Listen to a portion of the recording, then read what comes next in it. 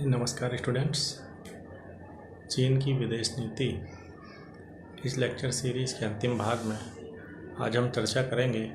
कि चीन के महाशक्तियों के साथ अर्थात संयुक्त राज्य अमेरिका और सोवियत संघ और अब रूस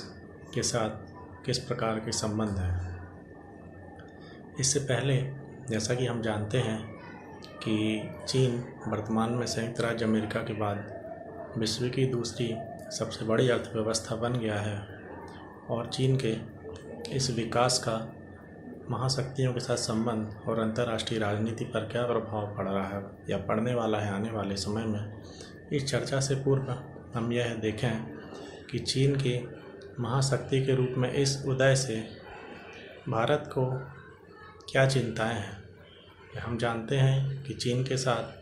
भारत का सीमा विवाद है। 1962 में चीन ने भारत पर आक्रमण भी कर दिया था और अभी भी सीमा विवाद सुलझा नहीं है। इसके साथ ही चीन के द्वारा अंतर्राष्ट्रीय स्तर पर पाकिस्तान का सहयोग लगातार किया गया है और यह भारत की रक्षा चिंताओं को बढ़ाने वाला है। संयुक्त राज्य अमेरिका के लिए चीन का उदय इसलिए तनावपूर्ण है क्योंकि विशेषज्ञों द्वारा अनुमान व्यक्त किया जा रहा है कि 2035 तक चीन संयुक्त राज्य अमेरिका को पीछे छोड़ के विश्व की सबसे बड़ी अर्थव्यवस्था बन सकता है और निश्चित रूप से शीर्ष पर विद्यमान देश कभी भी यह नहीं चाहेगा कि कोई और देश उससे आगे निकल जाए। अमेरिका और चीन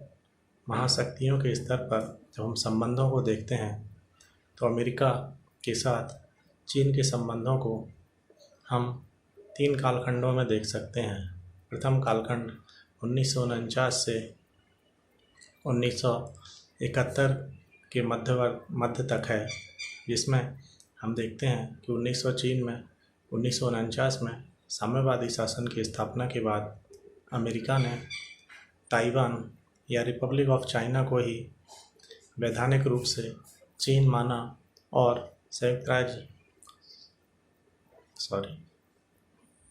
पीपल्स रिपब्लिक ऑफ चाइना को मान्यता देने से इनकार कर दिया।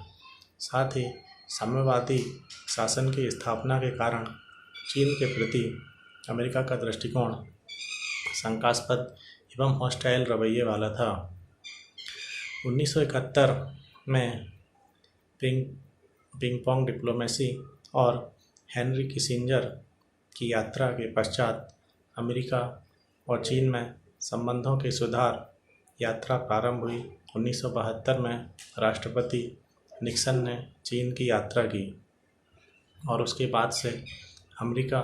और चीन के संबंधों में लगातार सुधार हुआ और उनमें व्यापारिक एवं आर्थिक संबंधों का निरंतर विस्तार हुआ। 1991 में सोवियत संघ के विघटन के बाद अंतर्राष्ट्रीय राजनीति में बड़े बदलाव हुए। विश्व संयुक्त राज्य अमेरिका के प्रभुत्व वाला एक प्रधान वाली व्यवस्था में परिवर्तित हुआ, लेकिन 1978 से ही चीन में जो आर्थिक सुधारों की यात्रा प्रारंभ हुई थी, उन्होंने चीन के आर्थिक विकास को बहुत तेज़ी से बढ़ाया और इस आर्थिक विकास के कारण अब चीन अमेरिका को अर्थव्यवस्था के मामले में चुनौती देने की स्थिति में आ रहा है। संयुक्त राज्य अमेरिका और चीन में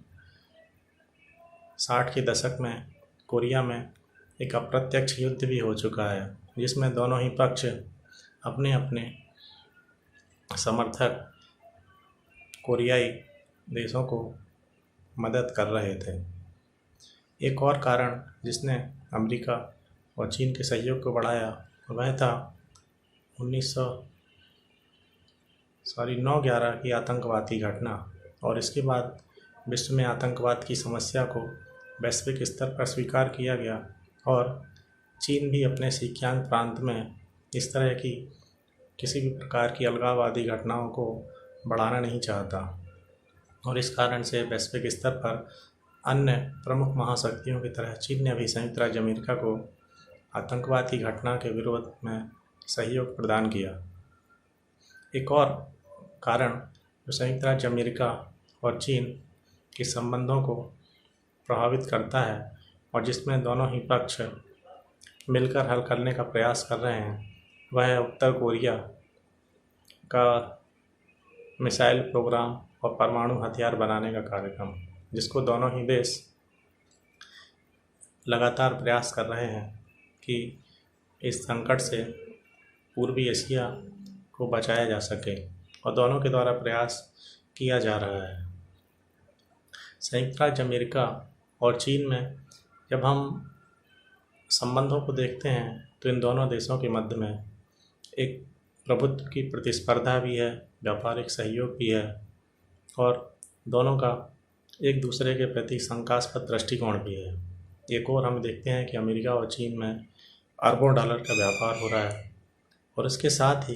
कुछ ऐसे कारण इन दोनों देशों के मध्य विद्यमान हैं जिन्होंने संबंधों को पूरी तरह से सहजता कभी भी लाने नहीं दिया है। इसमें अगर हम प्रमुख कारणों को छांटें जिनके कारण चीन और संयुक्त राज्य अमेरिका के संबंध प्रभावित होते रहे हैं, तो उसमें एक विषय है ताइवान का। 1949 के बाद से 1979 में अमेरिका और चीन में पूर्ण राजनीतिक संबंध स्थापित होने के पूर्व तक चीन संयुक्त राज्य अमेरिका ताइवान को ही या रिपब्लिक ऑफ चाइना को ही मुख्य चीन मानता रहा और जब 1971 के बाद से संयुक्त राज्य अमेरिका और चीन में संबंधों का सुधार हुआ तो अमेरिका ने एक चीन की नीति के तहत ताइवान को चीन का भाग स्वीकार किया, लेकिन अपने संबंधों की स्वायत्ता को बना रखा है और चीन की विदेश नीति बार बार इस बात पे बल देती रही है कि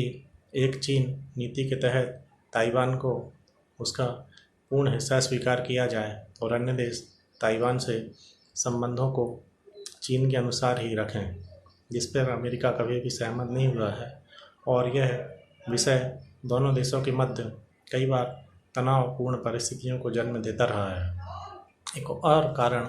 जो अमेरिका और चीन में संबंधों में तनावपूर्ण स्थितियों को निर्मित करता रहा है वह है मानवाधिकारों का विषय। हम जानते हैं कि चीन एक साम्यवादी पार्टी वाला शासन है और वहाँ पे सरकारों की या पार्टी का शासन ही चलता है और वहाँ पे नागरिकों के मानवाधिकार या अधिकारों की किसी मान्यता का समर्थन व्यवहारिक धरातल पर नहीं किया जाता है। 1989 के थिएननमेन चौक पर हुई विरोध को हिंसापूर्ण दमन की घटना ने संयुक्त राज्य अमेरिका और चीन के संबंधों को महत्वपूर्ण ढंग से प्रभावित किया। उसके बाद अमेरिका और चीन के अन्य क्षेत्रों में व्यापारिक सहयोग चलता रहा, लेकिन रक्षा क्षेत्र में सहयोग में रुकावट आई और उसके बाद वो संबंध कभी भी पूर्ण रूप से बहाल नहीं हो सके। साथ ही मानवाधिकारों को लेके अमेरिका द्वारा समय समय पर चीन की आलोचना की जाती रही है और दूसरी ओर चीन अमेरिका के इस दृष्टिकोण को साम्राज्यवादी दृष्टिकोण का ही हिस्सा मानता रहा और उसको स्वीकार नहीं करता है। एक और विषय जिसको लेके संयुक्त राज्य अमेरिका और चीन में कभी कभी अंतर्राष्ट्रीय स्तर पर चर्चा प्रारंभ होती है वह है चीन का अनेक विषयों में गोपनीय ढंग से काम करना और मिलिट्री स्पेंडिंग भी इसी प्रकार का विषय है जिसमें अमेरिका का मानना है कि चीन के द्वारा वास्तविक आंकड़े नहीं बताए जाते हैं और चीन का वास्तविक रक्षा व्यय घोषित रक्षा व्यय से कहीं और ज़्यादा है। चीन के WTO में प्रवेश करने के बाद से एक और पश्चिमी विश्लेषकों द्वारा अनुमान किया गया था कि आने वाले समय में चीन में लोकतांत्रिक व्यवस्था का विकास हो सकता है, साथ ही पश्चिमी मानकों का विस्तार हो सकता है। लेकिन इसके विपरीत संयुक्त राज्य अमेरिका और पश्चिमी देशों का अनुभव यह रहा है कि WTO में प्रवेश के बाद से चीन ने विकसित देशों के मार्केट पर व्यापार पर अपना विस्तार किया है और संयुक्त राज्य अमेरिका में अनेक मैन्युफैक्चरिंग यूनिट्स बंद हुई हैं और वहाँ पे जॉब लॉस की स्थिति निर्मित हुई है। वर्तमान में अभी कुछ समय पूर्व ही संयुक्त राज्य अमेरिका और चीन के मध्य हम समाचार पत्रों में देखते हैं कि ट्रेड वार की चर्चा बहुत प्रमुखता से आ रही थी। ट्रेड वार का अर्थ था कि दोनों ही देशों ने दोनों परस्पर होने वाले आयात को हतोत्साहित करने के लिए टैरिफ शुल्क बढ़ा दिए थे और दोनों का ही मानना था कि चीन और संयुक्त राज्य अमेरिका दोनों ही अपने निर्यात को बढ़ाने के लिए और आयात को हतोत्साहित करने के लिए अनुचित प्रकार की नीतियों का प्रयोग करते हैं। इस कारण से इनमें ट्रेड वार की स्थिति निर्मित हुई और जब दोनों देशों को यह लगा कि यह स्थिति विश्व व्यापार और उनके हितों को नुकसान पहुंचा सकती है, तब उनमें परस्पर बातचीत करने का प्रयास प्रारंभ हुआ है। यद्यपि यह मामला अभी शांत हुआ है, लेकिन पूरी तरह से हल नहीं हुआ है और दोनों ही देशों के विश्लेषक परस्पर शंकास्पद दृष्टि व्यक्त करते रहे हैं। एक और विषय जिसने संयुक्त राज्य अमेरिका और चीन के टकराव की स्थिति निर्मित की है वह है दक्षिणी चीन सागर में चीन के विस्तारवादी दृष्टिकोण। इसके कारण से चीन का इस विस्तारवादी रवैये को पूर्वी एशिया के देश शंकास्पद दृष्टि से देखते हैं और संयुक्त राज्य अमेरिका का भी मानना है कि चीन को अंतर्राष्ट्रीय नियमों का पालन करना चाहिए, जबकि चीन इन हिस्सों को अपना स्वाभाविक विस्तार हिस्सा मानता है और इस कारण से चीन एक और अपना विस्तार चाहता है। वहीं संयुक्त राज्य अमेरिका, जापान, कोरिया और अन्य पूर्वी एशिया के तटीय देश अक्सर चीन के इस दृष्टिकोण के विरुद्ध खड़े होते हैं। अमेरिका और चीन के संबंधों का यह स्वरूप पूरी तटस्थता को अभी प्राप्त होने वाला नहीं है और उनमें सहयोग और प्रतिस्पर्धा यह दोनों एक साथ चलते रहने वाले हैं। एक से साथ साथ हम क्वाड अर्थात 4 देशों के संगठन की भी चर्चा चीन के विस्तारवादी दृष्टिकोण के संबंध में सुनते हैं और वह है संयुक्त राज्य अमेरिका के द्वारा जापान, भारत और ऑस्ट्रेलिया को साथ में जोड़ने की नीति। चीन इसको इस तरह से देखता है कि संयुक्त राज्य अमेरिका चीन को घेरना चाहता है, जबकि संयुक्त राज्य अमेरिका का इस तरह से मानना रहा है कि चीन के समस्त पड़ोसियों में भारत ही जापान के अलावा इस तरह का देश है जिसमें आने वाले समय में चीन के प्रभुत्व को चुनौती देने की संभावना है और इसीलिए अमेरिका और चीन दोनों का ही प्रयास रहा है। एक और अमेरिका चाहता है कि भारत आने वाले समय में चीन के प्रतिस्पर्धी के रूप में उभरे, वहीं चीन चाहता है कि भारत चीन के साथ अपने द्विपक्षीय संबंधों के आधार पर अपनी नीति को निर्धारित करे, ना कि अमेरिका के हितों के अनुरूप कोई इस प्रकार की नीति अपनाए। इस प्रकार हम देखते हैं कि अंतर्राष्ट्रीय राजनीति में देशों की महत्वाकांक्षाएं न सिर्फ आपसी संबंधों को प्रभावित करती हैं, वरन